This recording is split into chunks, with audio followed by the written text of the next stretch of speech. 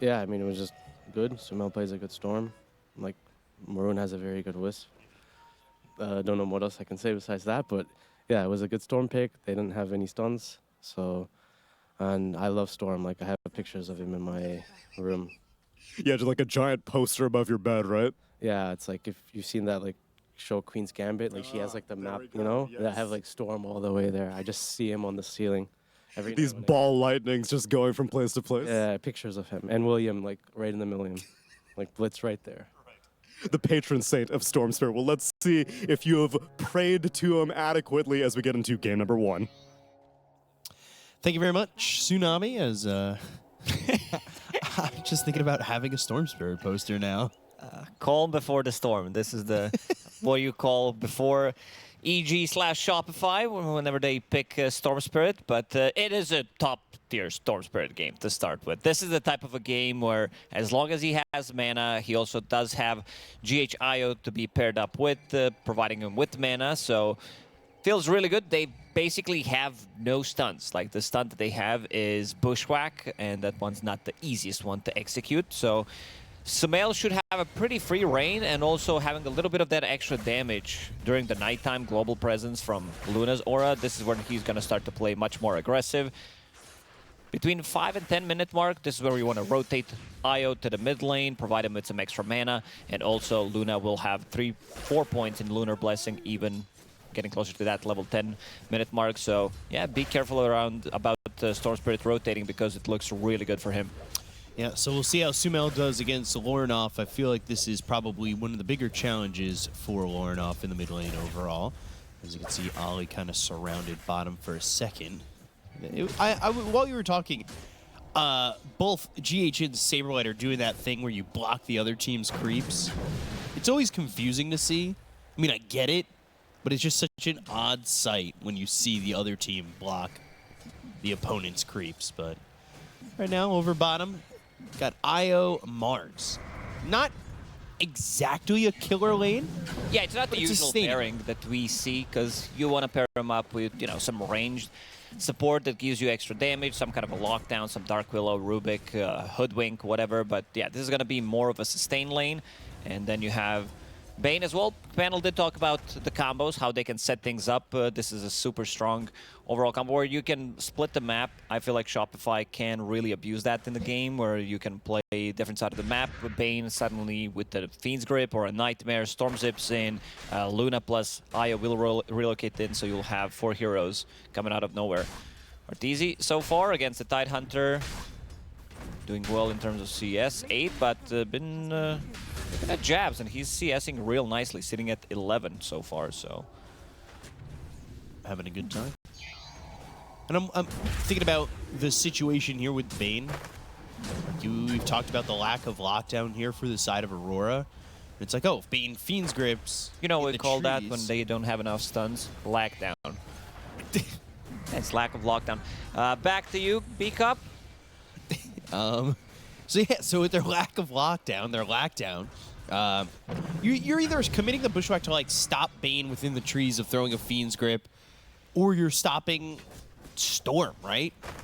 So without that, I feel like you're super vulnerable on the side of Aurora. Yeah, they don't have the best hero to stop the Fiend's Grip from going off. Sure, if it's going to be like mid-team fight, Tidehunter will maybe be even used to, might be forced to use a Ravage. ET is okay, but if that's going to be your whole thing in a fight where you use Echo Stomp and Spirit, try to find the Bane in the backlines, I think if you just get like 2 seconds off that Fiend's Grip, you're going to be fine if you're locking down heroes like Morphling, who's not shifting. Saberlight in the bottom lane, putting in some pressure onto 23. 23 needs to be careful.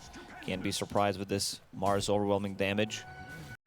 He's highly shifted into the Agi. He's got himself 9 charges on that wand, as well as boots coming out. But like we were saying, this feels like a very sustained lane for Saberlight and GH. So really not much going on in terms of him being in too much trouble. Sumail constantly just being linked here. This link was 37, the previous one was 55. He was hitting for like 7 damage. Not the easiest lane for Storm. He's still gonna get the farm, but yeah, Razor even though he's playing into range hero, he still puts a lot of pressure, and both of them adjusting immediately, getting boots of speed because they want to chase him down to have a little bit more kill threat, potentially coming out in the mid lane. Let's see where Arteezy goes. It's got level 2 in that Lunar Blessing, and we're 30 seconds from night. We'll see if anybody starts to play a little bit more aggressive from Shopify. But constantly luring off, going to that link, making sure that Sumail struggles a little bit more to CS, but he's 23-2, so things haven't been too difficult for him. Otherwise, he'd have a lot lower of a number, but he knows what he's doing, and he's doing it well. So he's come off to the side. He'll get this camp. Knows that he kind of can't stick to the lane with the way his damage is being drained. Kitrak getting a little bit low here. Nightmares himself. Now tries to get away, but unfortunate for him, there was an anchor smash ready. So first blood there for Aurora. And Arteezy trying to get something out of this, but he's taking a lot of damage from jabs and Q. And has to start to walk away from these Aurora heroes. No magic stick on Bane, which means that he's not going to be able, like the turnaround play wasn't there. Try to buy a little bit more time with Nightmare, but the anchor smash damage did secure the first blood. Aurora getting that first blood, killing off that Bane. And probably, out of all the lanes, the most dangerous, I would say. With Bushwhack, Gush, Anchor Smash. Yeah, Blightstone, they have a lot of minus armor coming on with these two heroes. And good start for Jabs. We've seen Jabs not being the... Because when people talk about him, you're always like, oh, he's a super greedy playing some Naga Siren from the off lane. Not anymore. We've seen Q and Ollie getting quite a lot of farm recently. Ball lightning into the Vortex. Ollie in some trouble. Jump there from Sumail in the nighttime, so he's got that extra help, and we'll get that kill onto the Elder Titan. That's going to help his lane out quite a bit, considering the fact that he was sitting a little bit behind this Razor, but puts him back about even. And now Sumail and GH stealing some stacks. Also want to see what the GH is going to buy on IO. He does have Quelling Blade queued up for quite some time. No stacks made yet, considering there's a Luna, but it looks like GH is going to set to make some, but I say that, and he walks away from the triangle. He's going for XP Rune and will stack the Ancient Camp on the side. Q will do the same here. He'll get both That's stacks. the problem with IO, because you're kind of losing the value if he is in a triangle stacking. You're not getting that extra region. Right. That's why Shadow Demon, one of the best, Hoodwink, one of the best position 4s at the moment, because they can easily stack multiple camps and also have a lot of lane presence. Or whenever they're missing, you're like, oh, are they stacking? Are they checking the rune if they're making a move onto the mid lane? The biggest winner so far, let's see, Hoodwink, some of the stats, 50%. Dire wins, yeah, Hoodwink on Dire just feels so much better. Only one Radiant win, considering 10 wins, 10 losses for this hero. We're seeing Hoodwink quite a bit. Offers a lot to the table. Ollie taking over mid, and Elder Titan trying to get to that level 5. Sumail sitting level 7, and still has that benefits of the Lunar Blessing here in nighttime for another 2 minutes. And another set of stacks going to be attempted to be made here, and it will happen. Looking for the Vortex, maybe looking for a kill on a Lornoff. There's 3 heroes here, making a 4th with Jabs coming over level 6. They go to the arena, they've got the Spear with the God's Rebuke, but Q and Ollie are fine. So that just allows Sumail to get out. He still has Region Rune, so we'll probably try to take another fight. Ollie, Scan did connect. They know someone is there. Oh, they want the big one. Ward down, they'll go for Lornoff as he's trying to take some stacks. That's a big kill there. Region is still up and running. And he's going for Q, looking at Jabs, and Jabs needs to find the right positioning and going for a Ravage. He actually TPs over mid where Kitrak and Saberlight are giving Ollie some trouble. Gush on the Kitrak as well as a Blood Grenade. An Adaptive Strike from 23 was made in the rotation. And Ollie will get the kill on the Kitrak, but that leaves Sumail as well as GH to go and get the kill on the Q as they ball lightning over and get the kill onto this Hoodwink. But Jabs and Ollie return to the top lane and can't really grab onto anybody just yet as they'll tether over to Sumail. The sweep lands, but he's immediately woken up. Jabs continuing to move forward. And they've got this Lotus Petal, but an Anchor Smash finishes off GH. As long as Sumail has mana, I think he's going to be fine, and he's off to a really great start. As we said, they're playing super aggressive during the first nighttime, pairing up with Io, so that he provides him some extra mana, and also having that Lunar Blasting maxed out, so extra 21 damage with each right click on top of overload damage. So supports are going to be very killable from Aurora. Sumail, not the easiest target to kill. 23 making a move, going through the... I think he TP'd or went through the twin gates. Yeah, he actually TP'd, so it's on cooldown for another 15. Interesting. Gotcha Rebuke as well as the Spear with the Arena. Saberlight just getting a solo kill. That's a good way to deny the tree activity of the Scurry from Saberlight. Or, well, deny the Scurry from the Hoodwink, is that's from Saberlight. He uses that Arena and cruise out those trees. More stacks being made. Lorinoff going to try and clear them out again. This time it's probably going to be successful. Dire using one more scan, so they know that they are clearing those stacks. Ollie being alone here as level 5 ET. Let's see if they decide to dive him. Could walk over on the side of Aurora, but let's see. For the sweep, that lands on the GH. Acorn shot will bounce a little bit. Jabs is here. And from the trees, may have been able to do something, but the Bushwhack doesn't land. They might have needed that first before they went to the Ravage, but he doesn't actually have the mana for it unless he pops that wand.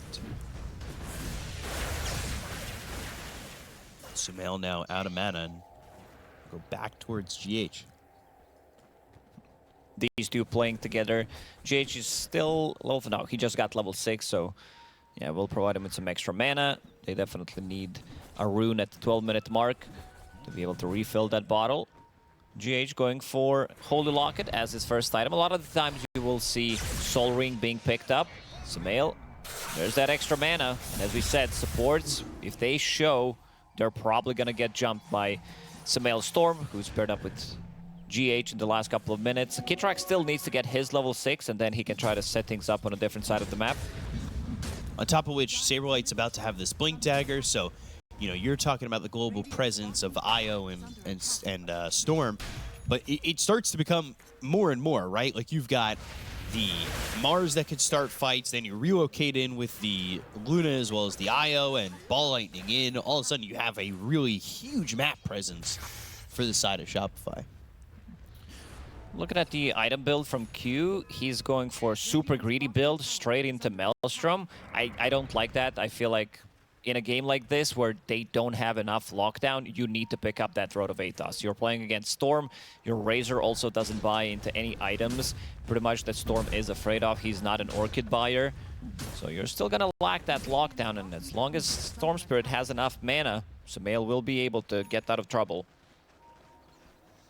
So Saberlight gonna clear up this creep wave, try to take the tier 1 tower, have this Blink go out. Nightmare, Bushwhack lands, Sharpshooter charged up with the sleep, so they will sleep the Bane and get this kill.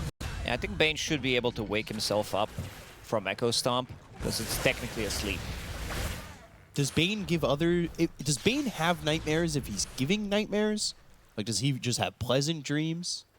If he could just wake himself up like that? Good question, B-Cup. You always have these good questions early in the morning. Dude, I ponder. So, no towers yet being killed by Shopify. Saberlight is working on that in the bottom lane. And we'll finish it off. With the Blink Dagger up and the Arena, they could try to look for a fight. Did he show that in lane? I believe he did. Okay. Yeah, I was wondering if they were going to do that. Just considering I thought they might smoke, Blink, show that off, try to get a kill on like Lorinoff and or 23, but as long as Aurora are paying attention, they should know he's got the Blink Dagger. So that timing will be there, and Sumail again just free to do whatever he wants. We've talked about it a bunch where there's just not a lot of lockdown for him. He's going into the Witchblade. BKB for Lorinoff on this Razor is going to be first. He's got the Ogre Axe after the Mage Slayer. So second. But Manta for Arteezy's being built as he's got this Mask of Madness to start. A lot of stacks were made eventually for him. Yeah, Luna, one of the best heroes in terms of taking the stacks. Saberlight is smoked. Blink, spear, Oh, he got the shift relocating off. in. 23, he's very quick. Ravage. Oh, hits as they come in. Oh, the bushwhack, the control. Sumail still able to ball lightning out, but Saberlight in trouble. Jabs, perfect timing. They still don't get this kill on a Saberlight, however. This is not too... It looked like it could have been a disaster. I thought he was that's dead on the Ravage. screen. It was perfectly timed from Jabs. Blinks in, on top of relocate, counter initiation. And again, 23 getting his shift off immediately. Kitrak was close enough to get the Fiend's Grip, I believe, but saw that shift going off, and he's like, yeah, Tidehunter will blink on top of me. And one of the reasons why Jabs decided to pick up Blink Dagger immediately on Tide, he wants to stop that aggression. They want to have something to threaten a kill on a Storm Spirit, and also to stop this big circle coming out from Mars and Bane as well. But for TZ, he continues to farm up, and finally on top of the net worth. Luna, you leave her alone for the few minutes, and you know that she's going to be on top of net worth. This is the time for Shopify to strike back, because they know there's no Ravage, they only lost GH, and it's also nighttime, so they do have that extra damage coming out from Lunar's Blessing. Q just spotted them with that ward placement. He was out in the trees, placed it down as they were coming up the steps, so... They saw them making that aggressive move. They'll see them kind of scout throughout the jungle, but Sumail coming from behind enemy lines. Knowing there's no Ravage, but Bushwhack, the sleep, the sharpshooter, he's in trouble. Sumail's caught. Not a lot of control here for the side of Aurora, but Sumail overplaying his hand, and it causes both him and GH to go down. Interesting one. They are behind enemy lines. Maybe he thinks with the heal coming out from Holy Locket, popping the magic wand will be enough. But yeah, sleep, gush, bushwhack. It's also only level 2 bushwhack, but they still managed to bring him down. Guess underestimating how much damage Aurora can deal. In that little control span, yeah. Tough there for Shopify, but really good for Aurora. And 23's been farming the whole time as well. Not as quickly as the Luna, but you're starting to see a split between Lorinoff, 23, and the other two cores on the side of Shopify. Lorinoff has mostly been in the triangle, getting the farm, clearing those stacks. And 23, as you said, as Morphling, you can't have as much farm as Luna because you don't have the tools, but once you get to that Manta style, you can start sending out the illusions, clear some extra waves. Lorinoff continues to farm up. He's going to be super tanky. He's going to be very difficult to kill. With Mage Slayer, a Cult Bracelet, and also about to finish off his BKB in 700 gold. I know we're out of the laning phase, but is it possible to see the amount of stacks that were made? Because I feel like it's got to be at least 12, 15 for each team. Is that too high? No, I think that's about right. I'm going to go 15 for each team. That's my guess. But 17 and a half minutes, 23 going into the phylactery. End up making that into a Conda. And like you said, the Blink now have that shard dead in the water for Tide. That's going to be a big one. Leash Mechanic against Storm Spirit with the Blink Dagger, get on top of him.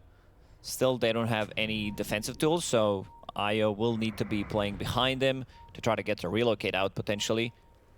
Because with the shard from Tide, things get slightly more complicated for Sumail to join a fight. So, see if they start to maybe back off, make a smoke happen with this Ravage off cooldown. Arcane Rune picked up. Kitrak. He's top here with Saberlight, who's almost got that BKB, but Jabs is ready with a Blink if he wants to go. The Blink out from Saberlight puts him in the little pond area here. And he'll TP out. So he's safe. We do have this OBS that was just placed by Kitrak as well. That sees Lorinoff in the triangle. Pop that ult. He's moving, he's farming. But they do have that information on the side of Shopify. And this entire time, we've talked about it. He's already top of the net worth, has been top of the net worth. And that's our TZ, who's got that Manta, that Mask of Madness, and going into the BKB. Seems like Shopify were unable to achieve what they wanted with the draft, to get some of that early aggression, and Aurora are fine with that because they feel like they can take this one to the late game, and they're gonna outscale. If we're talking about like post 40, 45 minutes, Aurora with some refreshers up, refresher on Razor, refresher on Tidehunter, Morphling when he gets 5-6 slotted, things are gonna get slightly more difficult for Shopify. And you also have Q, who, as we said, has been farming quite a lot, and he's going for the greedy build, straight up Maelstrom. No ATOS. That's the hoodwink I like to see. Straight support greed. Yeah, on the enemy team, because that's easily killable. Sumail, Blink, Ravage, there it is again. Plasma Field, Bushwhack, follow-up, Sharpshooter, and they get the kill with the Earth Splitter used by Elder Titan. They are shutting down this Storm Spirit. Arteezy continues to farm up. I feel like Shopify will need to do something once BKB is online for Luna. Try to force a Roche fight, or try to go for, you know, one big team fight, because they're gonna get, I would say, outfarmed and outscaled if they continue to do things like this. Second death of Storm Spirit, Sumail getting caught. I like that Jabs is not afraid to pop the Ravage immediately. He knows that IO is playing with Storm, so Ravage will clip him in the backlines anyway. Knowing that they can get this control and kill off this Storm Spirit. They've done so a couple times already. Oh, this is a good kill if they can get it. Grip. Okay. Easy. Bottom. Yeah, they'll Clips. get a That's kill a on quick Q. one. First Fiend's Grip of the game. Do you think they needed both Eclipse as well as the Fiend's Grip? They were too afraid. Saberlight Reno, is in. oh! He got one. He got two! Saberlight, the relocate, they're going for it. I mean, there's no Ravage. Saberlight should be happy with that. Sumail, though, he will not be. That is GH. giving back a lot.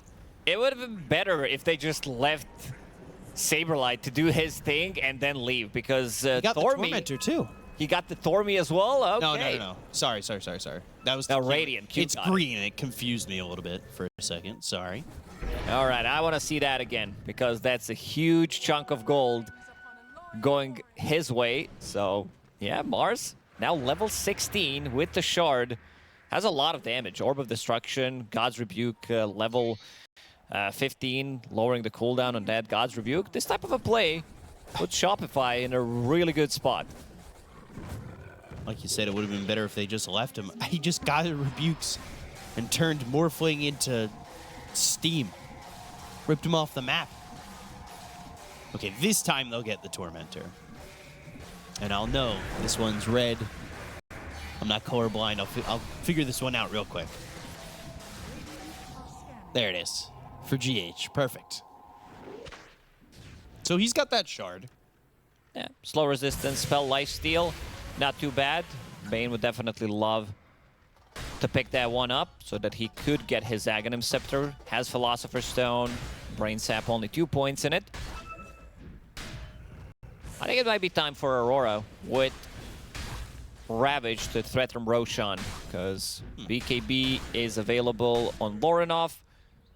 He's super tanky. SNY about to be completed. This guy is going to be extremely tanky. I don't think this is the guy you want to focus anyway, especially with the backup from Ravage. Right. Some illusions coming in. You can see that Maelstrom's finished there for Q. We got that shard, so he's got that Hunter's Boomerang as well. Jeb's buying his own. We've talked about it. He's got Dead in the Water. We've seen how effective Dead in the Water can be, especially when you're trying to run away from these heroes. Looks like they're setting up bottom. So like you said, they should threaten Roche. Take some Lotus Petals for their troubles. Maybe we see a block of cheese at some point in this game. There've been for the average block of cheese, there have been a bunch in this event. And by a bunch, I mean 2. I mean, Yeah, we didn't get to cast any, but... usually events have 0. See, Smoke running away from Roche Pit and then trying to make a move into the enemy side of the map. Not sure if they're going to find anything. Sumail and GH, if they show in this wave... Oh boy. They know it's being pinged out. Need to be very careful about where they're showing. That's for sure. So, Veil picked up for Jabs. He's going into the Shiva's Guard. Sumail's still sitting on this mid lane. Blink. The jump, the ravage, the dead in the water with the pushback earth splitter. Sumail and GH caught again. Aurora, very clean with the execution. Jabs again, getting some great initiations. Two-man Ravage into Earth Splitter, into Echo Stomp, and Lorinov ready to clean up after that. Man, just constantly abusing this IO Storm. It's like the third or fourth time they've done that. One of the times they inflicted it to themselves, to be fair, with that relocate to the Tormentor. But they have really been just shutting down the Storm. The active presence of Storm Spirit just has not been felt in this game, except for that one kill on Ollie at the bottom room. And that was level 6. Long time ago. So Sumail will be back up. Shopify using this Ravage cooldown to their advantage, and also it's going to be nighttime, so let's see what they're going to be able to get out of it. Roshan going through the twin gates, so now they're going to go for it. I feel like Aurora kind of missed the opportunity to go for Roche when they had... When they were bottom? Yeah, when they were in the bottom lane, because they definitely have more than enough damage sustained to kill it, and I'm pretty sure Shopify would not take that fight. And now without Ravage, they're thinking about it, whether they want to go or not. Slow to it. I don't think they get to this quick ET enough. Spirit is inside the pit. Oh, maybe they do. Yeah, I mean, the Spirit's such good area denial. They're able to stop them from Roshan's finishing pretty low, Roche. 800 HP. It was going down quickly enough where it felt like they didn't have the time, but now the spear misses from Saberlight. Sumail? He's in by He's getting himself. blasted. They got the Aegis onto Arteezy. They'll drop to the Eclipse with the BKB being popped by Lorinov. Jeb's going to jump in here, but he doesn't have Ravage. The Earth Splitter lands. Arteezy trying to survive. The tether comes out from GH. He's going to be up in the air thanks to the Yules. Arteezy trying to stand his ground on the high ground here with Saberlight, but he loses that Aegis. They've got the spear on a 2. It's not doing anything. GH is dead. 2 heroes are alive for the side of Shopify because of the buyback of the Mars, but they get the kill on Arteezy. They'll look over at Saberlight. They'll take him out as well. Full team wipe. They lose nothing here on Aurora and absolutely wipe the floor with Shopify. Again, perfect timing from Aurora. Scouting things out with the Spirit, and that's a fight without even using the Ravage. Yeah, the damage numbers are very low. Look at that, 2 supports not doing much. I mean, they're more about control and healing, but Storm Spirit, yeah, Sumail zipping in on top of ET and getting blasted instantly. This Kanda from Morphling, look at him go. He's just dead immediately. ET Aura, only 2 points in it. Things are going to get much more difficult when he starts putting more with this shotgun build. Kanda plus Adaptive Strike. Yeah. And Saberlight also committing. He felt like he needed to help Arteezy because he picked up the Aegis, but nobody dying on Aurora. They really just fought this so well. Q with another great bushwhack. I mean, Sumail bottom again. He's leashed. He's dead in the water. And, well, if you see it on your screen, he's dead on the ground right there. Just a corpse on the ground. Lorinov, Ollie, they'll take this triangle as well, farm up, and truthfully, at this point, this is Aurora's game to throw. Yeah, this is going to be very difficult to lose the advantage that they have. Like, who's going to deal the damage? The more tankier they get, this Morphling, they have no Hex. One is being built on Mars, but with the buyback, the dieback, he's going to be so far away from it. And we talked about their tankiness. You can't focus down Tidehunter. You don't have any break mechanic whatsoever. Morphling, pretty difficult to kill with the ET and Tidehunter behind him, plus also Razor, who's about to finish off Satanic, I believe. So SNY Satanic, some mischance, evasion coming up from Melvin Tunic, status resistance. GH. He got the Wisdom Rune, though.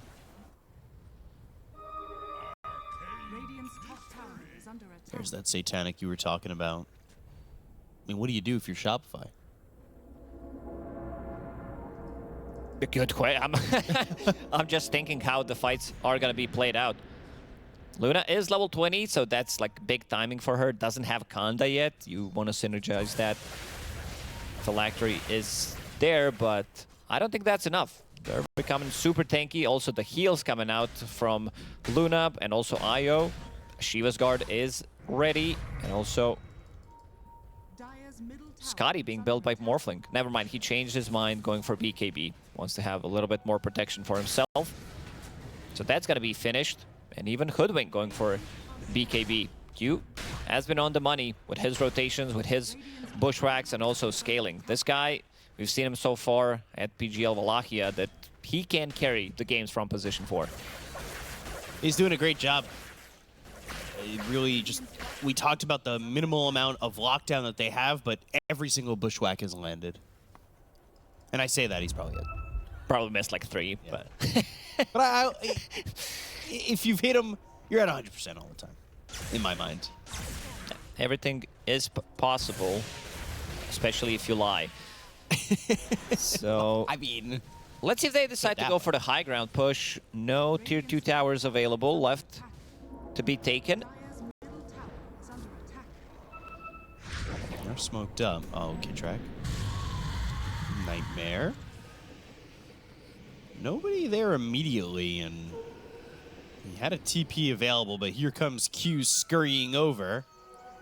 So getting out of this is going to be not really possible. Jab's now unstoppable. And this all kind of stems from the fact that he went to that early blink. Great pickup. Yeah. A lot of the times you'll see some Vlads coming out from Tidehunter, but yeah, immediately into Blink Dagger, straight up Phase Boots, Magic Wand Bracer to have slightly more presence on the map, and so far it has paid off. Jabs didn't even die a single time. He's involved in 20 out of 21 kills. Wow. Hex, Spear, Ravage, Jabs, oh, trying to save 23, not able to do so. They drop the Eclipse, and this is how Shopify have to pull themselves from the grave back into this game with 2 huge kills there. Oh, that's the Blink Hex reveal coming out from MOUZ. We said that this game is very difficult to throw, but with the plays like this, they have it. Every game is throwable if you try hard enough. Oh yeah, that's for sure. The thing about it too is this lineup from Shopify, they're very punishing as well. You lose a fight close to your towers, you've got a Luna that can really hurt buildings. You definitely have the damage, so if you lose a fight like that, they have buyback available on Tide, and Shopify, they don't want to push too hard. We talked about the importance of the break.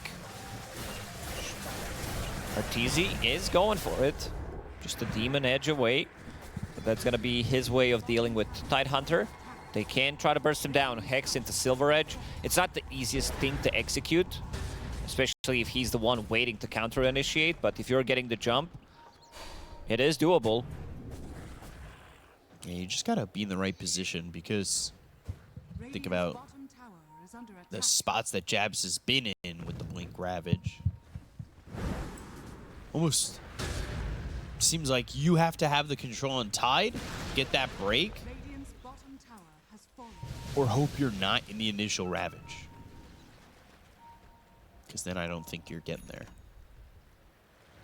There's the BKB for Q. Arteezy picks up that Illusion Rune, and let's see if they set up for anything, because they are smoked up on the side of Shopify. 5-man smoke. They do have an Observer Ward, but no one playing around it. Roshan potentially spawning in a minute. They know somebody is down. They are smoked. Arteezy did use his shard. Nobody coming over from Aurora. At least not yet. Wisely so. This creep wave, though, is going to push you in the bottom tier 3 for a second. It's just easily removed with the Anchor Smash and an Acorn Shot. And you've got those illusions from the Luna that push in the bottom tier 3. As it feels like this game's on a tightrope. We said it was Aurora's game to throw away, and I don't think they did so with that move over mid. More so, I think Shopify ripped that possibility back into their hands. They were definitely not expecting it, but you can feel that Aurora are kind of afraid, not leaving their base. Shopify are feeling that Aurora is not going out on the map. The only way to get out pretty much is to use the smoke right now. Track will pick up the shard of his own. He's only a point booster away from Aghanim Scepter, so that's going to be a great way of dealing with Morphling. They do have Tidehunter, which is a good way to counter this Aghanim Scepter on Bane. Jabs. The timing on a pickoff, though, could be huge, because if they get just one pickoff from Aurora, they could go for Roche. Blink, Ravage, Bushwhack, and it will be Saberlight who dies. Gem on the ground, too. He just bought that. Man, that's unfortunate. It sets him up for Roche, for sure. No arena. They could just go high ground, though, too. No buyback on him. He needs another 300 gold and will not get it. Looking at bounty situation, there is one. Arteezy is pushing the bottom lane, trying to maybe force a rotation. Yeah, they'll go for the mid-set of racks. While Arteezy goes to the bottom tier 3. Are they willing to make this trade? They come back with the Gleipnir.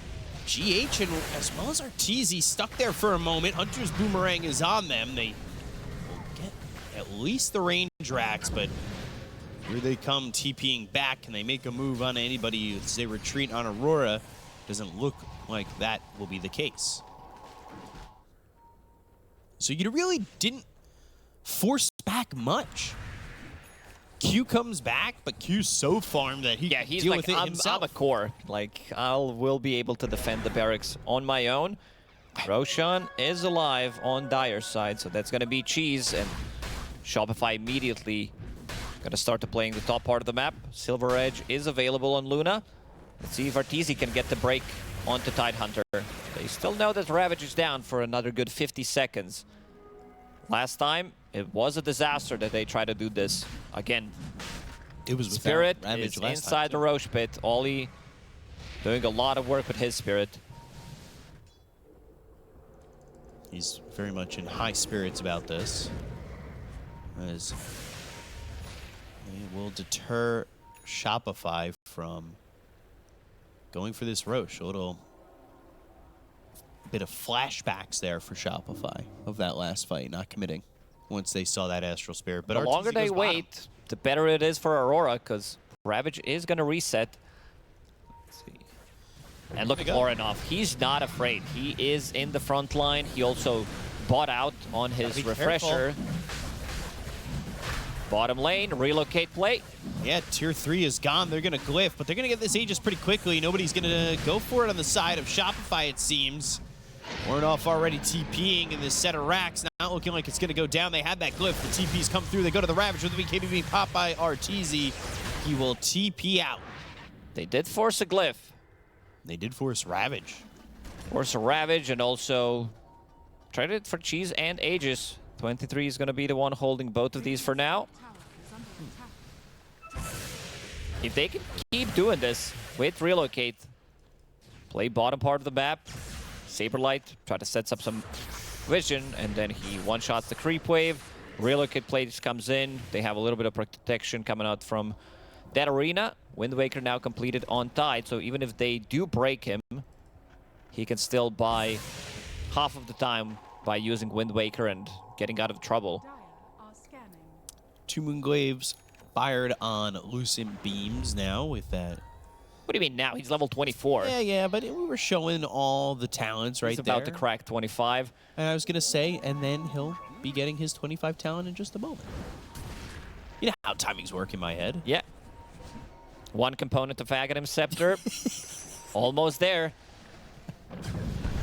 Blink Arena, that's going to come through, but they go to the Wind Waker. He's going to be out of the arena now. Fiend's Group, though, on Lorinov with the BKB. Is it going to matter? Is he going to be able to Lorinov with the survive? He's Satanic. starting to heal up a little bit with the Satanic. They get the kill to Saberlight. They'll end up losing Ollie. Refresher. Arteezy, though, soloed out. They'll get the kill there out of the Luna. No buyback. Whoa. They committed with everything. Mask of Madness in his backpack. Even if he sold it, he would not have enough gold. And that was the buyback coming out from Ollie. Amplified damage on Morphling in the previous fight. GH over to Kit Drac, but they've got 23 waveform in, and Lincoln's popping an adaptive strike that really hits hard on a Kit Drac. Ball lightning in. There's the refresher from Lorinov. He's got another BKB. Static Link, Plasma Field. There's the Earth Splitter. They get the kill to both. They'll buy back on Saberlight as well as GH. And That Man. just might be it. Long 60 seconds. Saberlight, he's getting caught. Jabs with the Wind Waker. Bushwhack misses, but they do have the gem. Oh, relocate. They'll go for, I assume, Megas. Let's see. I think they could go for the throne. 40 seconds. If they know, yeah. GH is gone. No buyback for him. And they're doing it. They're going for the 4s. They're committing. Saberlight got relocated bottom.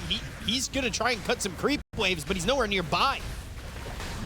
They do have They'll go one for the creep. That throne. one super range creep Oh, Kitrak's inside dead. the base. And that's going to be the it. game. Aurora's going to take game number 1. Oh, the game paused. Arteezy disconnected. And they will call GG as Aurora now up 1-0 over Shopify. A very clean execution from... I just felt it depends on the fight, but that one felt a little fraudulent because I think Luna got caught by a stomp and the Razor was walking in. If he got Lucent Beamed and then got comboed by Mars, I think the fight could have been very different. So even though, like, oh, we wiped them, but it's a little bit like, I didn't really like how we went in, so it felt weird. Nice. So then the analytical brain is still crunching regardless of the result. And then as for this game, I'm seeing Nature's Prophet, and I feel like that hero has fallen off a cliff recently. And aside from the Sprouteezy memes, what's the hero doing in this draft? I think it's just decent against Leshrac, and I don't know what I'm doing. Okay, I figured as much. That seems plausible. All right then, Sunby. We'll see if that justification works out in game number 2 as we send it to our casters. Thank you very much, Tsunami. As we come into game number 2, Aurora have a 1-0 lead here, looking to make it to the playoffs. And Shopify, I like their lineup, truthfully. I think it sets up pretty well. I'm a little worried for this TB with the having to do with Elder Titan's natural order. Yeah, I like that coaches are never satisfied. He's like, you know, we want to fight, but not the way that he wanted it, and also did not want to reveal too much about Nature's Prophet. I also love that he's just like, yeah, I don't know. Yeah, I don't know. Doing. Yeah, that's why he's a coach, because he doesn't know. JK, Sambi didn't want to reveal too much about you know, why they picked it, so gave us an easy answer. Lorinov on Zeus, I would say this is not his signature hero by any means, but in this meta you need to know how to play it. Good against Leshrac, the two of these heroes. Leshrac became like really popular after the Mage Slayer nerfed, and we wanted to see some heroes that are going to counter him. That's why we see Keeper of the Light, we see Zeus, we see Snipers as a response to it, but yeah, they have a little bit of global presence, trying to set things up with the Nature's Prophet. When he hits level 6, the first level 6 is going to come out from Zeus, of course. So, yeah, bottom lane for Aurora, not the strongest lane by any means. They do have Nature's Prophet and Terrorblade. They have no real stuns. They have a little bit of a slow coming out from Reflection, but not sure if that's going to be enough. I feel like this is the lane where Shopify could get some good kills, and they also paired up Kitrak with Saberlight this time around, and GH will be playing ET in the top lane. I gotta be careful bottom, say from a spear or, you know, Brain Sap's Nightmare Spear or something like that. I would say maybe bottom they sprout with Metamorphosis and get the damage if Kitrak's in the wrong position. But like you said, this does look to shape well for Shopify in terms of potential pressure. So. Ollie making a move. Level 2. Keeping to a mid lane. Stealing water from Samael. That's his first move, which leaves 23 alone in the bottom lane. Let's see how they're going to play it out. Kitrak doesn't have much mana to work with.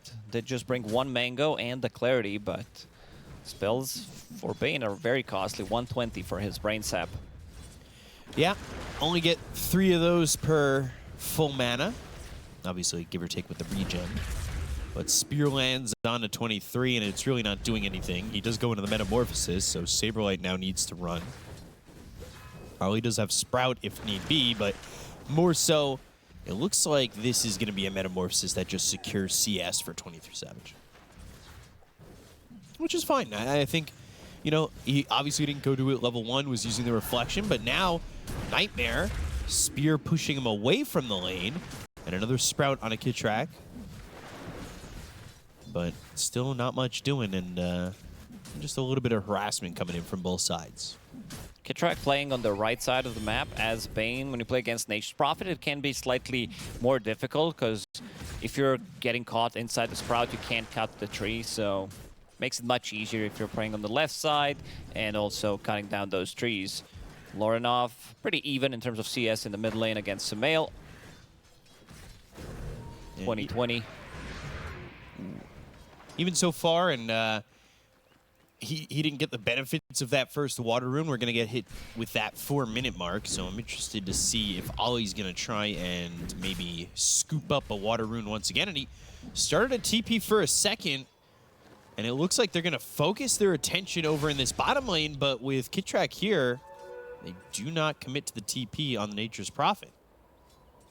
So this time around, Sumail will get his hands on a water rune, despite the fact that Lorna... They're probably going to go on top lane on GH. They have TP ready from Nature's Prophet if necessary. GH, Acorn shot, jabs. Another double edge, and that's double gonna be edge. first blood. Yep. Something you really get away with on Centaur. Ollie had a pretty good read on that one. Did not want to waste his TP. And they might go on Arteezy one more time. Yeah, with the bushwhack Ollie here. looking at the top lane. Arteezy has to run. not I'm coming. surprised he didn't TP over. Yeah, he's got that quelling blade, but just that little bit of extra time. Yeah, but when you TP in with Blood Grenade, a couple of right clicks, Sprout to buy a little bit more time should be enough. Maybe the call was from 23, don't leave me alone. I need you in the lane immediately. Otherwise, they're going to play super aggressive on me. But this is also a good pressure onto Arteezy. It makes him a little bit uncomfortable in lane and pushes him in the top end of the jungle right there just for a moment. So that's the way he's going to be farming up. This is 26-1. There's the spear on a 23. Blood Grenade even committed on this. The reflection, but the brain sap, the damage. 23 running and gets under the tower, just barely surviving. He'll be passed over a salve. Lorinov will hit level 6. This is the timing that they can start to play a bit more aggro in these side lanes. After this catapult, he will have level 6. Pull that creep wave, and there's level 6 for Sumail. Usually, yeah, you see these Zeuses hit level 6, Thunder God's Wrath. You play a little bit more aggressively. Maybe you can get somebody low and pop them with that ult from Zeus. Amplified damage sitting bottom. And the one to go for might be Arteezy. Not enough mana on Lorinov to pop Thunder God's Wrath at the moment. But if he refills that bottle, which he can't because Sumail picked up that amplified damage, maybe we see the side of Aurora play a little bit more aggressive. Sumail But is Sumail's making a coming move. bottom. 23 in no man's land. Yeah, he's too far up with that metamorphosis. They've got the spear, and Kitrak gets credit for that kill. Not needing much from Sumail in order to get that one, but just a little bit of overconfidence from that Terrorblade leads to his death. So, evening up the kill score at 1, and you can see, again, Jab's having a good offlane, though. He's top of the net worth by 200 gold. He's happy with what he's getting. What would you like to see him grab here as he is focusing on getting the early blink again? Just a Blink Dagger into Eternal Shroud, most likely. Ollie is in. There's the Stampede Blood online, just got that level 6. And the Sprout's not right over Arteezy, which is good. Jab's still continuing to get that damage out. He's trying to block Arteezy in, but with the Storm Hammer, it's enough lockdown for him to walk away afterwards after the Stampede was used. So sprouting up Sumail, Kitrak, trying to maybe get something here on Jabs, and with the help of GH, goes to the Blood Grenade, has the sweep of the Bushwhack from Q. Acorn shot slowing him down, but Sumail gets the kill with the Pulse Nova. Sumail being very active early on, rotating to the bottom lane, now to the top lane, getting some easy kills. Still yet to use Zeus ulti. 8 minutes into the game. Right now, Lorinov is at the triangle, getting some stacks cleared. Q definitely needs some XP. Dude, all of a sudden, Sumail is 600 gold ahead of Jabs. Jabs was 200 gold That's ahead. how Dota works. Like, just in a blink of an eye. Get track. May not want to show up to this. Bushwhack missing might save his life, but they still have Acorn shot and a hoof stomp. Double edge is there, so maybe not. They already cleared the big stack. They have a Sumail stack. huge ancient stack, but he doesn't have much mana to work with. But Arteezy is here. This is a big move. Uh-oh. Aurora, they need to respond to this. They really do. They've got Ollie down low. They've got the rest of the team up top. They're going to look for the sweep. That lands on a Lorinov. Sprout blocks it. Sprout Sumail, blocking it. perfect. Oh, Thunder God's Wrath. They get the kill. Meta's committed. Stampede comes through. They're going to try and catch these heroes. This is the thing that Sunbeat did not want to mention. This exact same spot. This is why they picked Nature's Prophet. For the Sprout. And the tree blocking. Or the stair blocking. It was a good move. In theory, from Shopify, you have Sven, you have Leshrak going into triangle, trying to steal the stacks. But I feel like maybe Saberlight also needed to make a move for that one. Because, you know, when they see somebody running in, trying to clear your stacks, it's worth more than a tower, pretty much. So there's going to be a defense coming up. Ooh. Ollie. Sprout, Saberlight. Spear for his troubles. Kill for his work. So Saberlight, he will get that kill on the Ollie. And now top lane pushing it a little bit. Q, is he? Yeah, look what he's maxing out.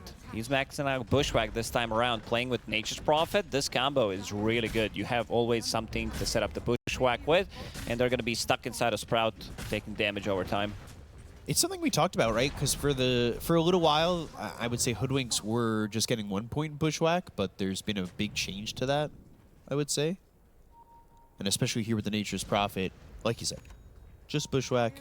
You have the opportunity to get a lot of lockdown coming through. Zeus phylactery soon.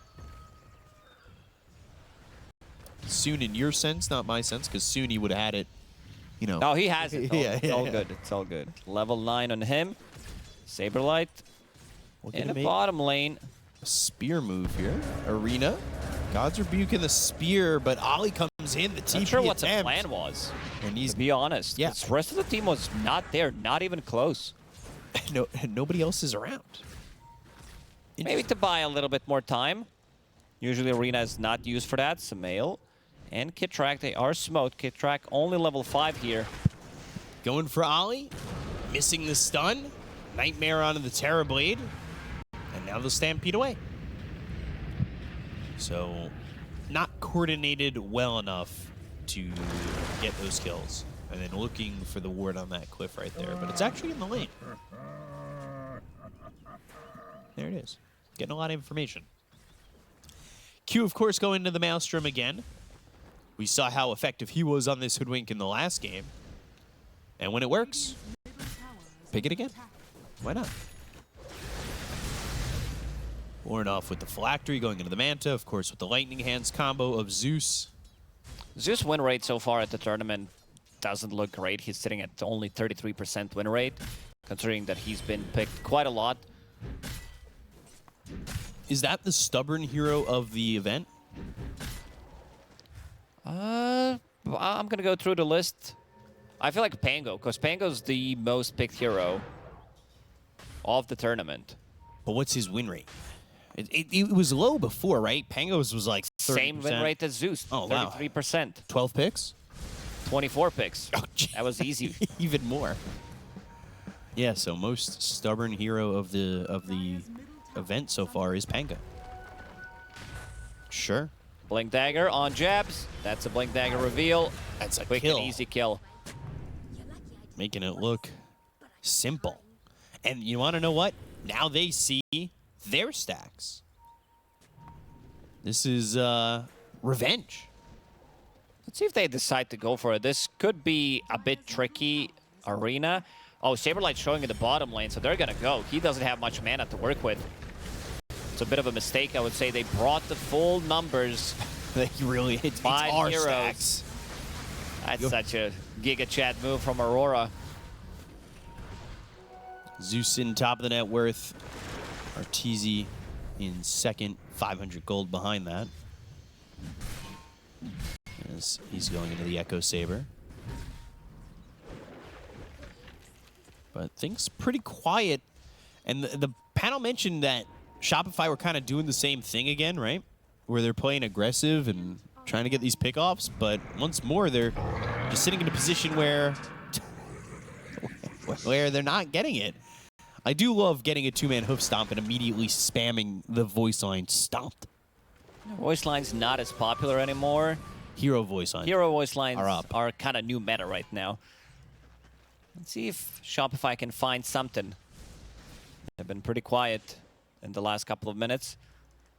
Could have got that kill earlier, but this misstunned by Sumail ended up meaning that they really haven't added to much of what they've had so far. Only 3 kills to their name. Granted, this has been a bit of a quiet one, only 4 to 3 thus far. God Strength still half the duration on it for RTZ. Maelstrom still being built here for Q, and he's got a smoke on the courier ready to come out, and we'll see what they do. As much farm as last time, considering that he is maxing out his bushwhack, only 1 point in Acorn shot. Yeah. Because of that Sprout, as we mentioned. It's going to be big damage coming out from these two. And Sumail going for a bit of a different build, playing into Zeus. Feels like he needs some magic resistance, so picking up Eternal Shroud as his next item. Ornoff almost has this shard. Believe not finishing off the Manta yet. Just has the diadem. And we'll go into the lightning hands beforehand. Also, there was a couple stacks on the outer ring on the bottom side of the map for the Dire in that ancient stack. So we'll see when Shopify elects to go for that, because Arteezy's been mostly playing the top of the map so far. They want to take this fight. Zeus with Arcane in the bottle. GH is happy to die here if he's the only one. Wrath of Nature flies out. They get that kill into GH. Q gets credit for that one. That will push him closer to that Maelstrom, as he's already got the Javelin. Let's see if they can find something else. Stampede is ready, so they can close the gap on Sumail. And there's nothing to back him up. Meta was used. Oh, they see him. Uh-oh. They're going to go. They've got the hoof stomp. Blood Grenade, right-click, Thunder God's Wrath. Sumail trying to survive, lands the stun on Ali. Gets away for a second, but they've got the arena. It's going to be a little bit too late to save Sumail. Trouble. Earth Splitter, Ali jabs, both die, but down goes Arteezy. Oh, dear. Looked like Shopify were recovering. Kitrak turns around to go for that brain sap and almost dies to the sharpshooter. Man, Jabs is on point throughout the whole series, finding these opportunities to get a stump. They kill Leshrac before he can deal too much damage. He still dealt the most damage in the team because he did lock onto this Terrorblade and I believe Nature's Prophet. So difficult fight. They need Arteezy to be able to lock onto a target and try to kill it. And we can see the win rate, 100%. Not too bad. Yeah. 3 Dire picks, 3 Dire wins. And about to be another one. A Dire kill. Or, well, Dire killed. Ornoff gets that one. He's dominating now. Also, just taking a look at Sumail. He was getting a little bit low, taking that stack, like you said, going for the Eternal Shroud. So, things for Shopify haven't really expanded off the laning stage well just yet. They really need to find themselves an opportunity. Track, he's being pinged. Jab's coming, has Stampede ready. Wrath of Nature, Stampede, Blink, Double Edge. Another kill here for Jabs. And another Observe Ward. They also killed the Sentry. They're just outplaying Shopify right now. Yeah, I mean, Jabs, to me, I mean, we talked about in game number 1, right? He was involved in 20 to 21 kills when we had talked about his statistic at that point. Right now, he's 8 of 9. He's my MVP of the series so far. Well, this series could go on for another 50 minutes in this one, another game, but so far, yeah, he's definitely popping off. He just his itemization has been really good. I think his playmaking has been on point. And I think the way for Shopify to really start to come back into this one might involve throwing Jabs off his game a little bit. But I don't really know if they can. Arteezy is going for a BKB after he just finished off a Blink Dagger. I think it's time to go. I think Shopify needs to do some kind of a move. Try to get a jump use this Blink Dagger from Arteezy to get a big kill. Double Blink Dagger, 18 minutes. Q. Arteezy just running through the river, not finding anything, and Jab's looking for his moment to blink in. Saberlight, Arena, looking for the spear, but no, he's going to be stunned up. They've got the Bushwhack, the Nightmare to stop that Sharpshooter from landing. They land the spear into Jabs, and now Saberlight's going to run, but he's going to be killed off by Lornoff. They look over at Kid Track. They've got the Stampede. They'll chase this Bane. It looks like it'll be at least 2, and that's what it shall be, but they still want GH. Jabs, though. What a play 8 from seconds Jabs. from Blink. Mars blinks in. Arena didn't know exactly where Jabs was, so he gets stomped. He's the one who's reacting first, which gets him killed. He doesn't get the spear. He doesn't get the God's Rebuke. This would be a huge kill. Get Sundered? No, he can't. Sumail getting a good chunk of gold off that. That's a big kill to get. They needed something. That's a freebie.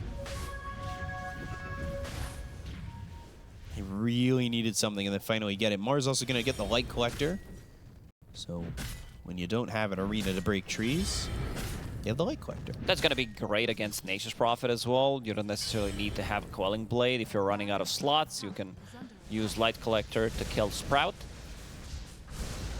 And also cut down Bushwhack tree, so a lot of value. And this item has been good. It's been OP, considering that it gave you 10% move speed. Now it only gives 5, but still a very good item pickup. Do you think Light Collector should only charge in the daytime of the game? No. I feel like it should also work during nighttime.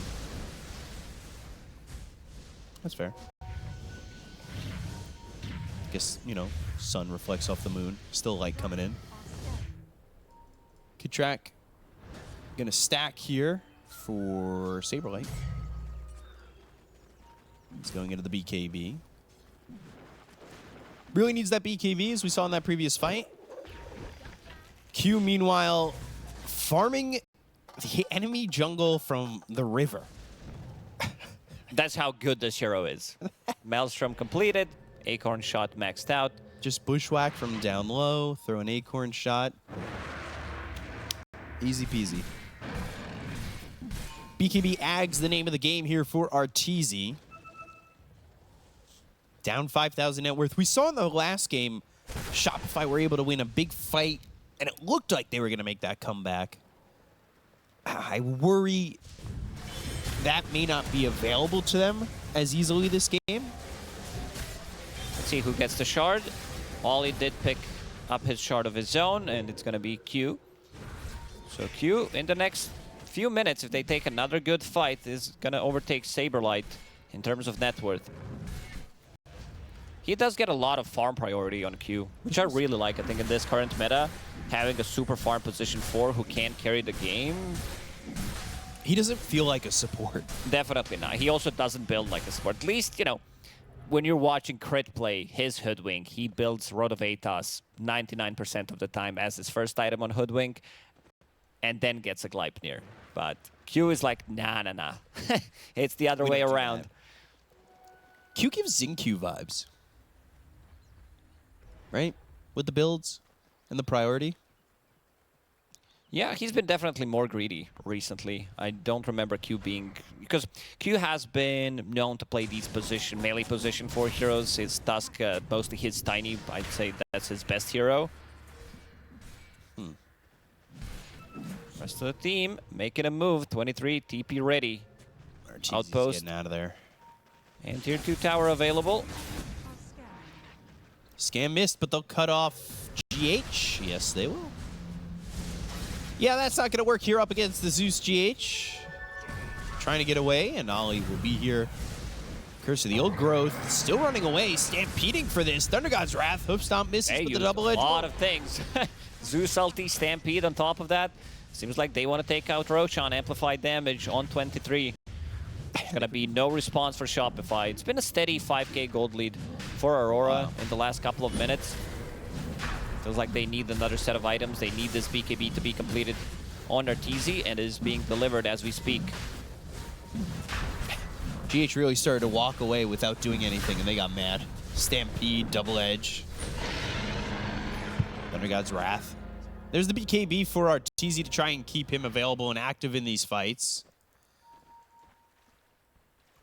Sumail 2,600 gold here. They're going to follow this courier, but the scan connects. Uh-oh. They start to go the other way.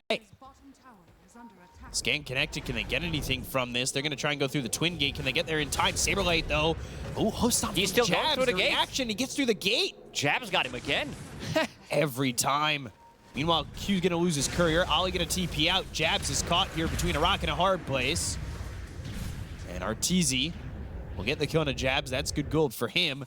But a good job from Jabs to make sure that 23 doesn't die. And this is not an instant stun by any means on Centaur. Gotta lift those hoofs up to slam him down. So almost level 18 here for Arteezy. Like we said, he's going for the Ags. Kitrak, he's got his shard. Aether Lens next on the menu for him. And Gleipnir would have been finished for Q, but his courier died with that VIP booster. Not have that for 1 minute and 20 seconds. Big item. Very big, yeah. A lot of control that'll come from that.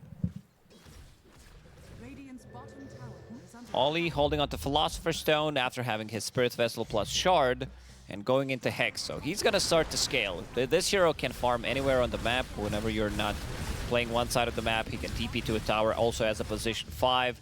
You're not too afraid to show up and die. Kitrak. Acorn shot, Nightmare for a second. Now looks like he's still dead to Lornoff coming in with the Stampede. Speaking of which, you could also steal some CS with Wrath of Nature. That works as well. It's a good way to farm up. He's going into the Hex next for Nature's Prophet. So, Echo Saber rebuilt on Arteezy. Haven't seen much from Arteezy. He does continue to farm up. He's drawing on a minimap, trying to get something done. Yeah, he's Feels 1-1 and 1. Yeah, level 18, level 3 ulti. He has enough damage to take a fight, but there's also another big item on 23. Scotty makes him super tanky, sitting at 40 armor, and also that's a great item against Leshrac, who is about to finish off his Bloodstone. Not just because of that, he uses Reflection, slows Leshrac down. Leshrac doesn't have that much mobility in a fight. Scotty slow on top of that, reducing his healing coming out from Vampire Fangs and also Bloodstone. What, how much does the Terrorblade have to worry about the Natural Order now? GH, he can get on top of him. GH is relatively farmed. Force Staff does have Glamour Cape.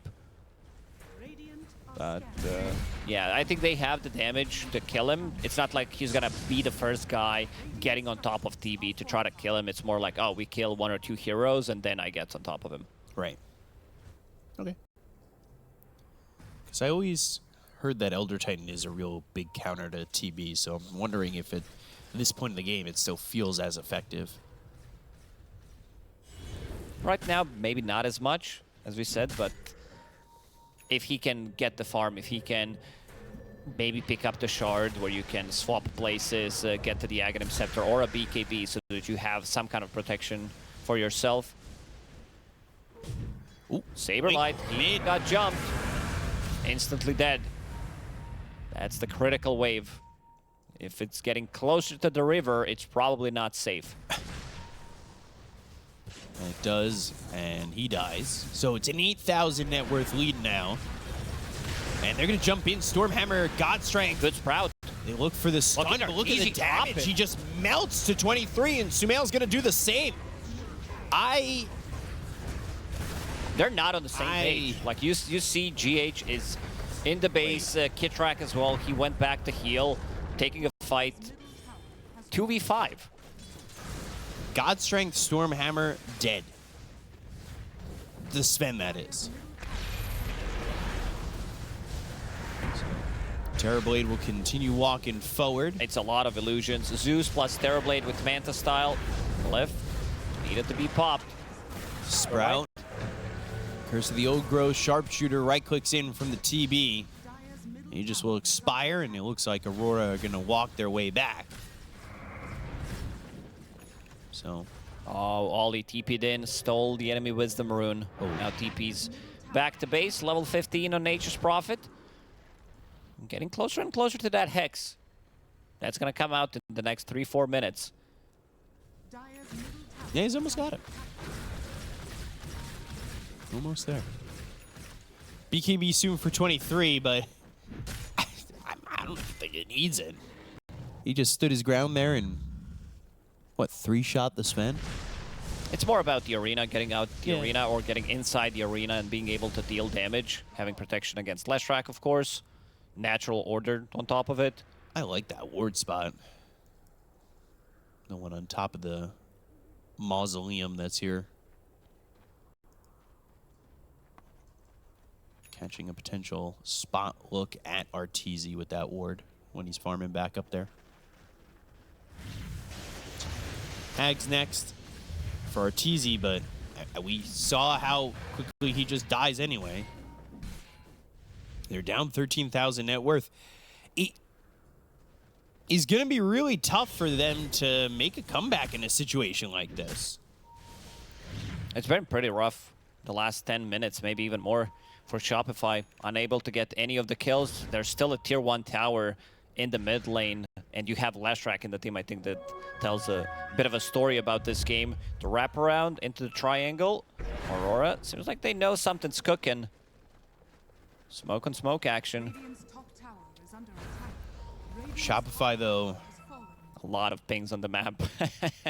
they go top and they take that tier 1 tower in the top lane, but nothing really more than that. Thinking about the Thunder God's Wrath. Fainted it for a second, but you got illusions and creeps being stuck in their own base. Now creeps invading the Dire side. That ward that you mentioned, did scout out, and it's going to scout out Kitrak, probably. Saberlight. Right, throws down the arena, lands the spear onto the Terrorblade. Do they have the damage to get the kill here? They've slept him up, and he goes to the BKB. He's got the Sunder. It's going to be on Arteezy. BKB from Saberlight to back off with Bulwark. Ooh, heavily jumping into the base. Hoofstop actually ends up missing. The Nightmare's going to be a little bit late. Saberlight ends up dead. Arteezy needs to heal up. His BKB's going to do nothing really for him. Ogre Seal Totem out of the low ground from Jab. Saberlight couldn't get the spear. He's going to be sprouted up. Spear thrown to the low ground, not doing anything. Kitrak is dead. Saberlight already bought back. And Shopify don't get much of anything. Let's see the Roche respawn. It's going to be pretty long 2.5 one. minutes. Yeah, Aurora definitely didn't want Roshan to respawn immediately, not having TB ulti, by TB ulti I mean his meta, and also no Zeus ulti for another 50 seconds. He does have Octarine, so lowering the cooldown on some of these abilities is going to always feel nice. Cheesy. He just Off can't the deal the X. damage, that's the problem. Like, he can't fight into TB right now. I'd like to see the damage, the hero damage dealt so far, because I feel Sven was unable to get much done. Yeah, there really isn't much going for him at the moment. He also does have Nemesis Curse, yeah, good. Our obs, I was about to say, pointed it out, that he goes in and he is receiving that extra damage. What is it, 8%? Yeah. From all sources. 8%'s a lot. Like, is 8% really worth 35 damage? That's a good item, yeah. That's why I think this is a perfectly balanced item in terms of numbers.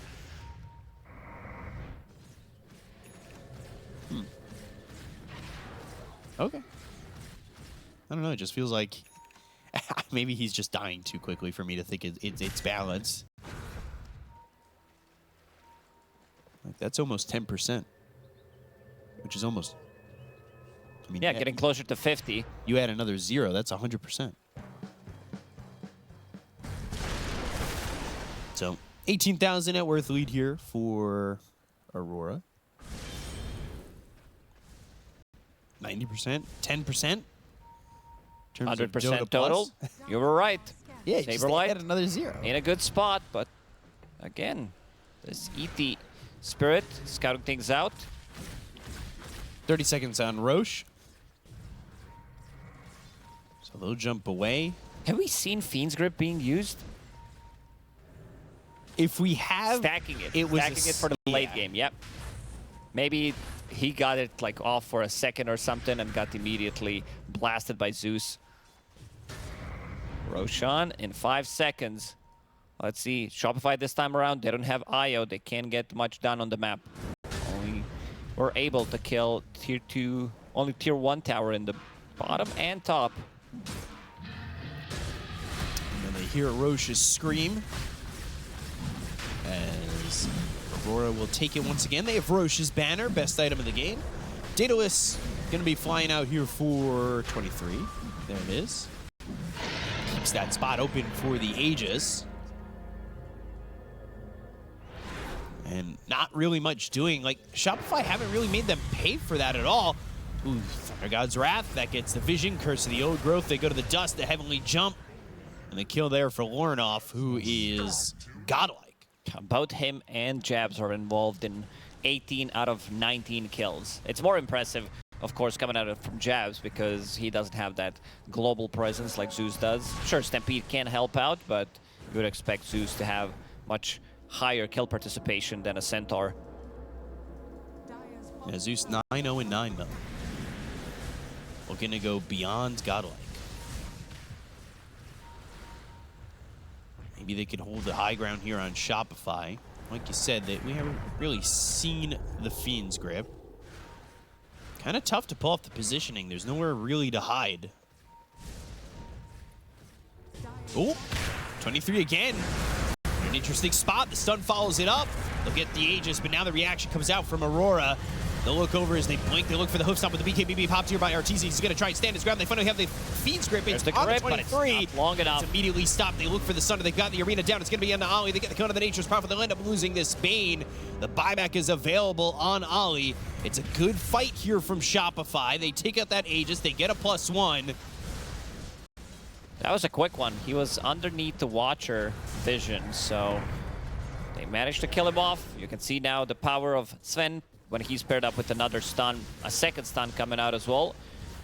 23. There's the damage that we were kind of looking forward to see from Sven in this game. Yep. I'm going to try and keep an eye on the TB's armor next game, or next fight. See how much the natural order is really hurting him. Something I'm just curious about. 28, man. Shopify, they 8 kills in 36 minutes. Pretty low. They have not been able to get anything done. Lineup that they do have, this lineup is very good at running at people. Every single hero has some kind of a stun, some kind of a setup, but unable to find those openings in the early game. So both games playing from behind.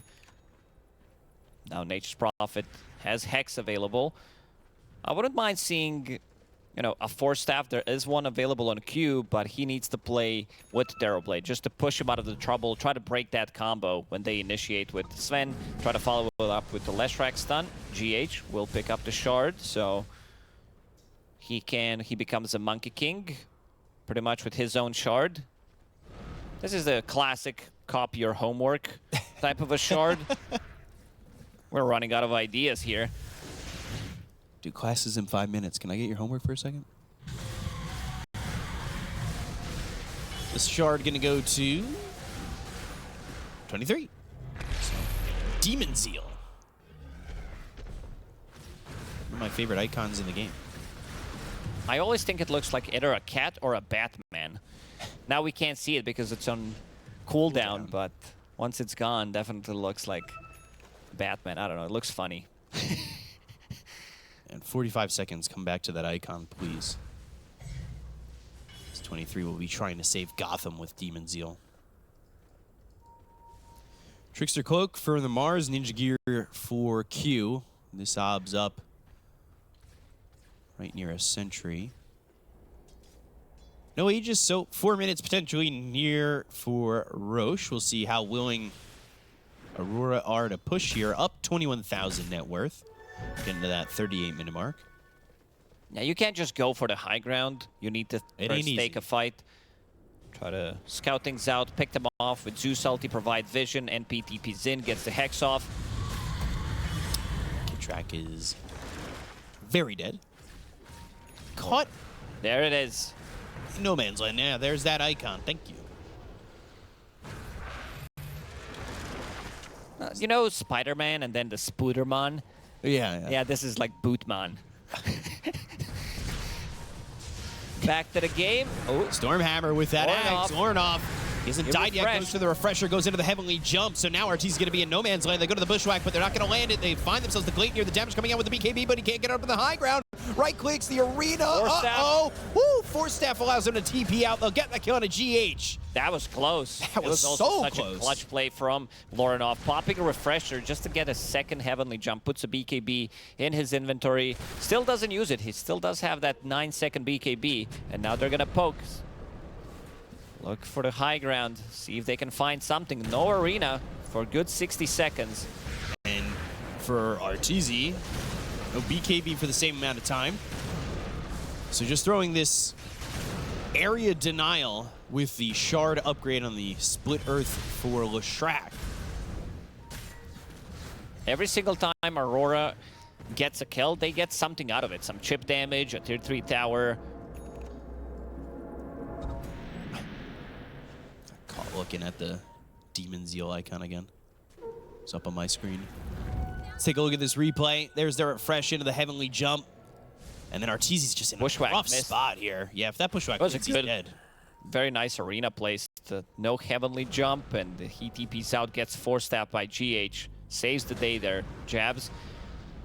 If he used it slightly on the left side, would have been able to get a two-man stomp, get Arteezy as well.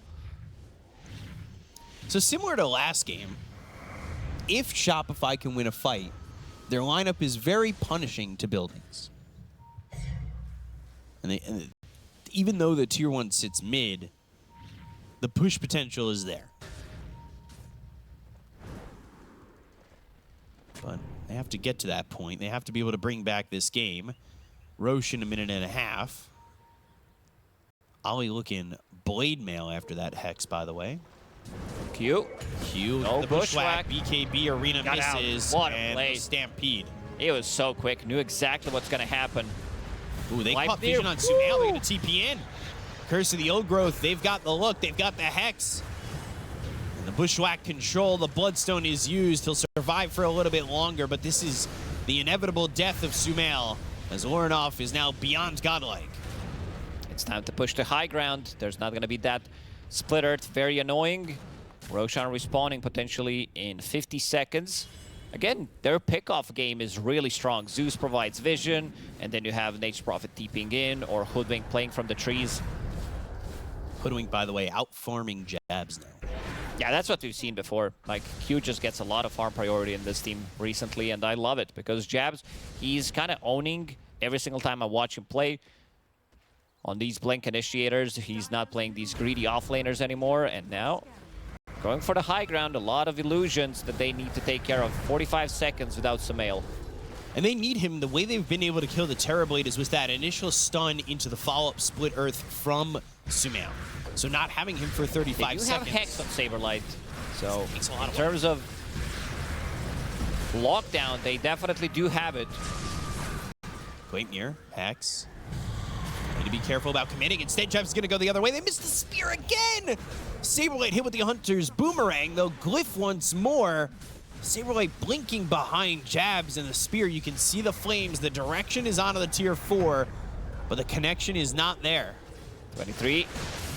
Thunder God's Wrath stops the blink of Saberlight. He was looking to blink in and get themselves the spear once again. They get the kill on the Kidtrack. They're going to pop the BKB on Saberlight. The BKB's been popped by Lornoff. They'll take out Saberlight. They'll look over at Arteezy, who's going to TP while sprouted. But once he pops no that Mars for 100. Zeus ulti 2 times, you're already down to half HP, and you're not going to be taking the fight. So every single time Shopify wants to take a fight, it's pretty much 4v5 or 3v5. Arteezy pops that ulti. God Strength, BKB, trying to turn around. He doesn't have BKB of his own. He's dead for 95. And that just might be it. They're going to put a bow on it. They're going to wrap this one up. Roche is available if they do choose to play it ultra safe here. But Blink, Hoof Stomp, Q getting that wicked sick, and Aurora, they're in your base. And they are ripping it apart. That's a long minute. Ollie starts to Blink it deal again, some Hook damage. Stomp, Fiend's Fiend's Grip, Grip. hit track. He's got the Zags. They're going to try and get the kill. They go to the Stampede, and now they're moving fast. They're walking here as they're looking to maybe stop Shopify from retaliating, but instead, Aurora still kind of sitting around. 30 seconds till Saberlight's back up. 45 until Arteezy's alive. Meta is still up and running. They don't Stun? have the glyph available for 3 minutes. And catch Ollie, that's It's a big something. kill. Good amount of gold, but you got to protect those barracks somehow. 23's got Sunder. He's just going to walk over to Sumail, but they go to the Wind Waker. He's going to back off with the BKB now used by 23. They have the sweep of the rest of the team, but they go to the Sunder. It's going to be on a kid track now. Stun up. Do they have the damage? Ollie back into the fight with the TP in. Nature's Prophet trying to get into the back lines to get the kill on a Sumail. They use the Gladiator that comes out from Q. They'll get the kill on a GH. They'll take out the Elder Titan. Sumail backs up. A Ceterax is available. They go to the arena as well as the BKB from Saberlight. They land the Spear on the Terrorblade. They've got the Lincolns. That place is over from Q on to 23. Not enough to save him. Ollie in the trees. This stun is not going to land, and Ollie looking to TP out the Stormhammer. Not in Managing to time. do so. Okay, they only lost Terrorblade, who doesn't have buyback. He invested all of his gold into Swift Blink, so 70 seconds without him. Roshan will go to Dire side in 30 seconds, so Shopify, they have good 30, 35 seconds to take Roshan if they go immediately. And they managed to save the barracks. Aurora, not a clean execution in the previous fight. They were debating whether they want to go for barracks or whether they want to get some more kills. That was a really good sleep from GH there, that when Terrorblade wanted to move in with the BKB and go for the Sunder, they also had the Wind Waker, and then he immediately thinks, maybe this isn't the right idea, I'm out a little bit far alone, so he started to back off, but eventually gets the Sunder on Kid Track anyway, so didn't matter as much. Roche is showing up now, and is spotted coming through. Oh no, there's only 2 of them here. Everybody's coming over. Now a third. They're buying time, 20 seconds. Without BKB is TV. available, but here comes the Saplings. Double Zeus ulti is going to bring them down very low. I don't think Shopify can do this. Sharpshooter. Looking. A lot of illusions. 3 and protected. 3 and Saberlight. are scouting things out. Lincoln's. Oh, the Nimbus is down. Saberlight's in trouble once again. They go to the Hex. It's going to be through, but they get the kill to Kishrak as well as Saberlight. Sumail now in the middle of no man's land. He'll look for the stun, but he goes to the Wind Waker to get back to the rest of his team. The Stormhammer coming through on a 23's ward here. off, but Arteezy taking a lot of damage here from 23. Tries to find his hands out of the Zeus with the God Strength, almost enough, but he pulls up the Manta. 23 is going to blink right on top of him. Get the kill on Arteezy. He's dead for 95, and it is just nothing going right for Shopify. Ollie TP's in. They look Another for Hex. Sumail. Blink back, Hex used. Rolls up into the air. Gleipnir comes out from Q. They've got the control. They'll get the kill. He does have buyback, and he'll use it immediately. Tier 4s are also in trouble. No buyback on Arteezy. He does not have enough gold for it, and they're not even going to go for Roche. They want to close this one out. They want to get the Mega Creeps at least and see what happens. No buyback on Mars either. He needs a little bit of extra gold. He does have it, never mind. In 100 golds, can somebody pick up a bounty rune? There are a couple. Every time they get close to killing Lorinoff, they are denied that opportunity. 14-0 and 18 here for this Lorinoff Zeus. Someone we have praised the entire event. For a good reason. I mean, his itemization also on point. His neutral itemization also on point. Picking up that Timeless Relic. Did have Ogre Seal Totem. It's quite a lot of damage. Like Zeus damage, if you're not killing him off instantly in a fight, he's gonna get the double Nimbus, double ulti. You're already down to half HP. Pretty difficult to take a fight. Arteezy has Satanic available, so he can go back to full. There is Bloodstone on Leshrac, but if you're being locked down, if you're getting hexed, they can burst you down from 100 to 0 easy. Ag's Blessing for the Terrorblade. Now he's got access to the Terror Wave. Jab's also picked up a big item, Nullifier. He wants to focus Sumail, getting tired of this Wind Waker, getting him out of trouble.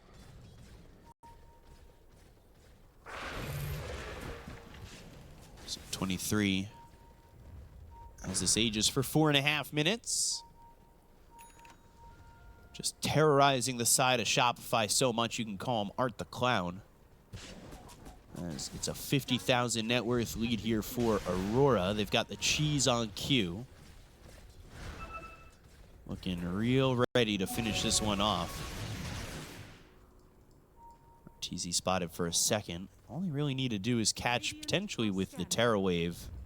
But Jabs has been doing all the catching for him with that blink, hoof stomp, accuracy. Ooh, scan connected. They know somebody was here. Arteezy just showed himself. Uh-oh. No buyback on him. If they can get a jump. It is a little bit dangerous to be showing yourself like that. Only have one tier 4 to work with at the moment. Arteezy off into the trees, maybe looking to go to the back line and pick somebody off. They don't land the bushwhack. They're going to go in. Blink, hoof stomp. It's on to Sumail. Sumail's going to go in. He's got the feed grip on a Jabs. Stormhammer, God Strength, popped by Arteezy. Can they get the damage on a Jabs? They'll go to the refresher from Laurinov. They get the kill to Saberblade with the right clicks coming in. They still can't kill Jabs. He gets out with a sliver of health. The Thunder God's Wrath flies in. Saberblade trying to survive with the bulwark. He is looking at 23 square in the eyes. Jumped in again. They get the Aegis. Yes, they can. Arteezy jumps in. The sharpshooter. He knocks out Arteezy, who does have buyback this time around. The Terror Wave putting fear in the eyes of Sumail. The stun is down with the BKB beam hop by 23. They'll buy back on Arteezy. Sumail goes in, looking for a stun that lands on a 23. But the Force Staff back gets the Terror Blade out, and it will be a clean leave for Aurora. Didn't lose a single hero, forcing 2 big buybacks. 9,000 damage coming out from Sumail, and of course, Zeus, well, it's kind of hard to top his damage output in a team fight. So they're gonna reset, wait for BKBs to come off cooldown. They don't have to risk anything at the moment. Metamorphosis off cooldown in a minute, and we can look at the graph. 99% Win probability, to 1. 1%. So you're telling me there is a chance. You add 2 zeros to that 1, and you've got a 100% chance. It's that close. I'm telling you, you just start adding zeros to numbers. Well, the outlook on life is way better. Yeah, especially if we're talking about the bank account. Yeah, I've been trying to do that. I just say add zeros. So 58,000 net worth lead here for Aurora. 50 minutes into the game. There's always glimmers of hope for Shopify. They do have that 1% is coming from that glimmer. 1 glimmer equals 1%. Let's see. Everything is off cooldown pretty much for Aurora. 23, BKB in 5, Meta in 10. It's time to go. Hoping to hold. Fans of Shopify, their daily dose of copium ready to go. Do not exceed more than the daily dose. And if copium lasts 4 hours or more, call a doctor. Full smoke from Aurora. They're sitting near bottom. Sumail, he's forward, blink, hoof stomp. They've got the control for a second with an Nimbus down, but they go to the Nightmare. That's going to be sweeping him up. They've got the break as well with the Sharpshooter flying in. Stun lands on a 23. He's trying to get out of the Nimbus. Wind Waker to get away from that circle. They land that sleep on a 2 on a Laurinov in 23. Another stun hits. They've got the Hex. They'll go to the Stormhammer now. Jab's going to go with the BKB. They're going to try and get the damage on the 23. Can they burst him? Can they get him? Yes, they can. He's got buyback, but is he going to use it? They'll look over at Jabs. Sumail in with the BKB, but over on the side, it's going to be to Laurinov with the Thunder God's Wrath gets the kill on a Saberblade. They're going to buy back on 23, so the Terrorblade's going to come back in the fight. Sumail looking over with the BKB, still lasting on a Laurinov. They'll look for the Bushwhack, but the Fiend's Grip's going to be on the Jabs. They've got the control of the Stormhammer nice from Arteezy. They'll get the kill there on the Centaur. So 100 seconds without Saberblade. They bought back on the Terrorblade. The BKB, the run back from Arteezy. The stuns, the area denial, but the throne exposed with the tier 4 going down. They're going to buy back on Jabs as well. So everybody available for the side of Aurora once again. But are the tools available for them to finish it off? It's time to go. Ollie just finished off Wind Waker, so whoever gets focused, he wants to be that saving tool, because, again, 23, he got bursted from 100 to 0 without being able to get his BKB off. Even with the Trickster Cloak, it's still not enough. They know that Mars has no buy for 60 seconds. Creeps pushing in, There's jabs, smoke nullifier stomp. this time. Terror Wave gonna come through. It's gonna hit on Arteezy, but the Nightmare save potentially on a Sumail, but he's gonna be sprouted up. They've got the lockdown. They'll send the Spirit forward. The stun's gonna be there on a couple of spots to try and deny the area from Aurora. Wrath of Nature as well as a Gleipnir thrown over. A Sharpshooter just misses onto Sumail. There's an illusion and a couple of creeps as well Creeps as are Q are coming hitting in. onto the throne. That throne ticking lower and lower as Aurora are trying to get there, but they've got There's the themselves the Fiend's Grip. Can they finally get a kill on Aurora? No, they've got themselves the Wind Wind Waker. They get the Waker. kill on a Kid Track. They'll take the Bane. The Stormhammer's going to be thrown forward, but they've got themselves the BKB on the Zeus. There's a Sprout around Sumail. They've got themselves Throne the is Glyph, dying. but the Throne is dying. 23 trying to run. They've got the Bushwhack once again. It's got 1,100 health left on it. They'll land the stun. It's finally going to be through. And can they get the kill on the Terrorblade? The Stunner's going to be on. They're focusing the Elder throne. Titan. They'll go for the Throne. They'll take it. A 2-0 victory for Aurora over Shopify.